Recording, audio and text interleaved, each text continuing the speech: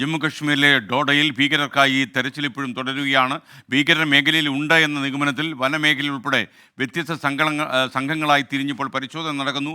R Radhakrishnan latest അപ്ഡേറ്റ്സുമായി നമുക്കൊപ്പം. Good morning Radhakrishnan, വിവരങ്ങൾ.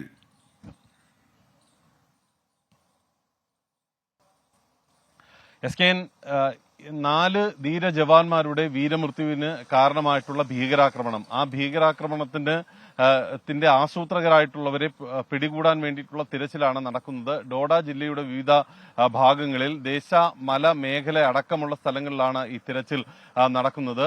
വ്യത്യസ്തങ്ങളായിട്ടുള്ള സംഘങ്ങളായിട്ട് തിരിഞ്ഞാണ് എല്ലായിടങ്ങളിലും ഈ തിരച്ചിൽ ഇപ്പോൾ മുന്നോട്ട് കൊണ്ടുപോകുന്നത്. ഒരുപക്ഷെ രാപകൽ വ്യത്യാസമില്ലാതെ തിരച്ചിൽ നടത്തുന്നു എന്ന് വേണം നമുക്ക് മനസ്സിലാക്കാനായിട്ട്. ഏറ്റവും നല്ല വാർത്ത മണിക്കൂറുകൾക്കുള്ളിൽ ലഭിക്കും എന്ന സൂചന അല്പം മുമ്പ് സൈന്യത്തിന്റെ ഭാഗത്ത് നിന്ന് ഉണ്ടായിരിക്കുന്നു.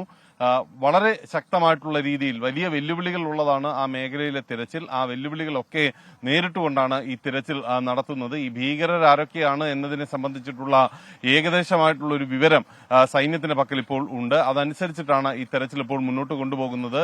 ഉന്നത സൈനിക ഉദ്യോഗസ്ഥർ ഇന്നലെ ശ്രീനഗറിൽ യോഗം ചേർന്നിരുന്നു. ഇന്നും അനുബന്ധമായിട്ട് ഉള്ള യോഗം ശ്രീനഗറിൽ ചേരുന്നുണ്ട്. ഈ വ്യത്യസ്ത മേഖലകളിൽ, ജമ്മു കാശ്മീരിന്റെ വ്യത്യസ്ത മേഖലകളിൽ ഭീകര ആക്രമണങ്ങൾ കൂടുന്ന ഒരു സാഹചര്യത്തിൽ ഇവരെ വളരെ ശക്തമായിട്ട് നേരിടുന്നതിന് വേണ്ടിയിട്ടുള്ള തന്ത്രങ്ങൾ ആസൂത്രണം ചെയ്യുകയാണ് യോഗത്തിന്റെ ലക്ഷ്യം. മുൻപ് ഉണ്ടായിരുന്ന വിധത്തിൽ പ്രാദേശിക സഹായം കൂടുതൽ ശക്തമാക്കി എടുക്കാൻ കൂടിയുള്ള ഈ ഭീകരരെ കുറിച്ച് വിവരം നൽകുന്ന ആളുകളുടെ സഹായം കൂടുതൽ ശക്തമാക്കി എടുക്കുന്നതിന് വേണ്ടിയിട്ടുള്ള ഒരു ശ്രമവും സേനയുടെ ഭാഗത്ത് നിന്ന് ഇപ്പോൾ ആരംഭിച്ചിട്ടുണ്ട്. Okay, thank you Radhakrishnan.